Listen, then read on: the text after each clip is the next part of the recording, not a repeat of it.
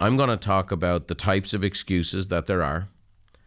I'm going to talk about how excuses have purpose, and there's a reason for them. And then we'll finish up on the how-to side of things, which is, we want you to think, feel, and do better on this program. So we're going to talk about the thinking part, and that's the types of excuses. The purpose is really the feeling part. And the ownership is what can you do? What can you do so you can improve your business and life and live the good life? So let's dive right into the types of excuses. The first type is called, it's not my fault. It's not my fault. And I'm experiencing one of these things right now. I'll say I'm doing business with this person. She came highly recommended. She's highly paid.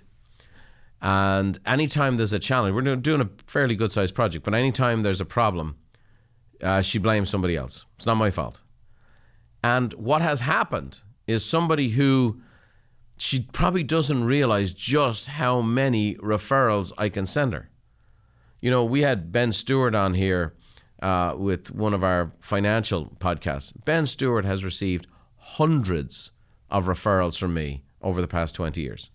If he looks at his book of business as a guy that manages $300 million in assets, probably 70% of those people have come from my referrals. I'm a referral machine because when I believe in something, I advocate for it.